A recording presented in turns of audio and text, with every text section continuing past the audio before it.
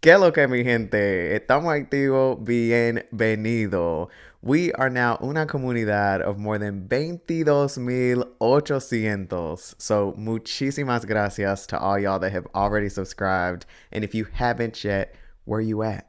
In esta lección, I'm going to explain the difference between ser and estar, which can be super confusing because they both mean to be. In English, we have just one verb for this, and the present tense conjugations are am, is, and are. But if there's two ways to say this in Spanish, then how do you know which one to use? I'm gonna tell you. A lot of Spanish teachers, including myself originally, teach that the difference between ser and estar is permanent versus temporary, but this actually gets more confusing than helpful. A better way to think about this is identity versus condition. Let's start with ser. If you're describing the identity of something, its essence, then you use ser. This includes things like race, nationality, and ethnicity, physical characteristics like size, color, etc., mental characteristics and personality, careers, relationships, ownership, and time. Let's look at some examples for each of these using ser. Soy estadounidense. So I am American. Although, I mean, literally what you're saying is I'm United Statesian. Just a quick tip. Sometimes it's better for you to use estadounidense than americano, depending on who you're talking to in the situation, because there are multiple Americas. Anyway, me being from the United States is a fact about my identity. It's part of the definition of who I am, so we use ser. El carro es pequeño y amarillo. The car is small and yellow. These are facts about the car's identity, its physical characteristics, so we use ser. Tú eres inteligente. You're intelligent. This is a fact about you. It's part of the definition of who you are, so we use ser. Ella es abogada. She is a lawyer. It's her career and a fact about her identity. So your career is part of who you are. So we use ser. A quick little side note. If you're talking about a job that's temporary, like something you're like, yeah, I'm not going to be doing this long, then you can use estar rather than ser because then it's not a career. Like it's not part of who you are. It's more of a temporary job. So estar for that. But if it's a career, then it's ser. We'll talk about this later down the road, but also notice that we do not use un or una before a career title. So it's ella es abogada rather than something like ella es una abogada. So long story short for this one, for careers, use ser and don't add un or una before it. Ella y yo somos hermanos. She and I are siblings. This is a fact about our relationship and it's part of our identity, so we use ser. Son míos. They're mine. They belong to me. So that's part of the identity of whatever that thing is that I'm talking about. So we use ser. Son las 2:30. Although the time is always changing, every moment has a specific time. When the time changes, it's now a different moment. Time defines the identity of that moment. So we use ser. So notice that the conjugations for ser are yo soy, tú eres, él, ella, usted, or it es, nosotros somos, or ellos, ustedes son. Keep in mind that ser is a highly irregular verb. So that means that it doesn't follow all of the regular conjugation rules that normal verbs would follow. So that's why when you look at all these conjugations, they really don't look anything alike. You can't even really tell that they're related to each other or that they all come from the same verb. So that's ser.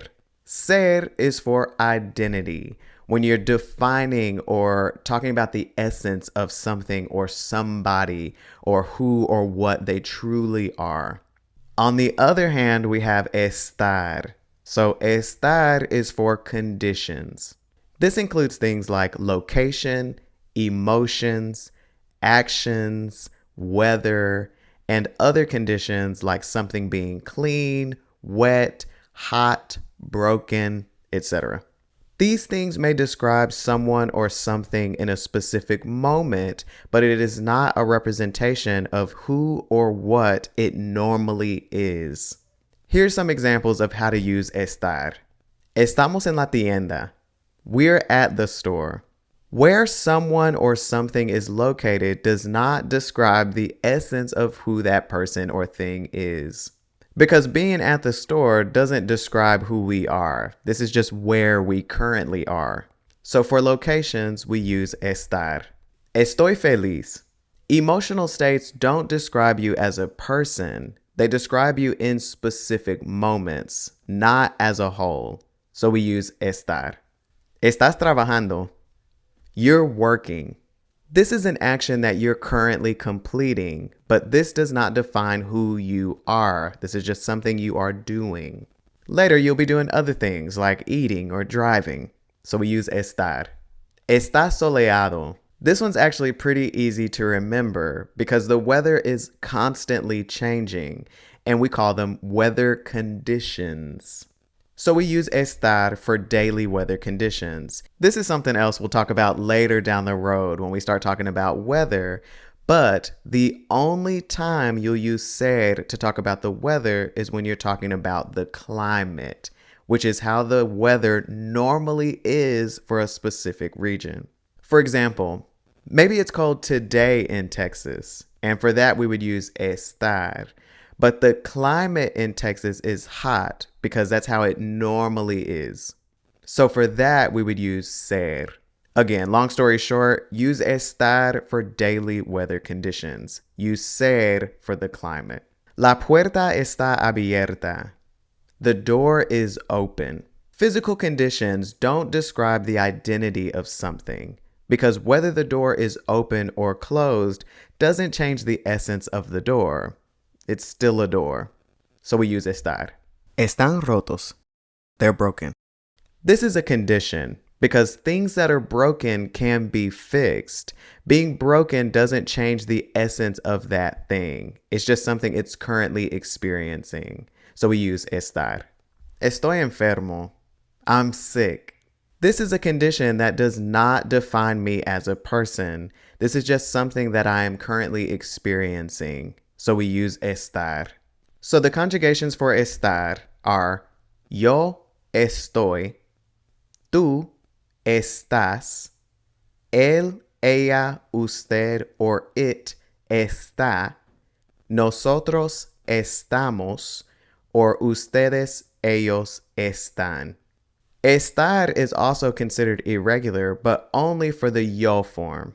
You can clearly see that all of these conjugations are related to each other, unlike with ser. So that's the difference between ser and estar and how you can use them in Spanish to say is, am, and are. The biggest tip that I can give you to help you remember the difference between ser and estar is ask yourself, am I really describing the essence of whatever or whoever I'm talking about? If yes, you are defining them, then it's ser. If not, it's probably estar.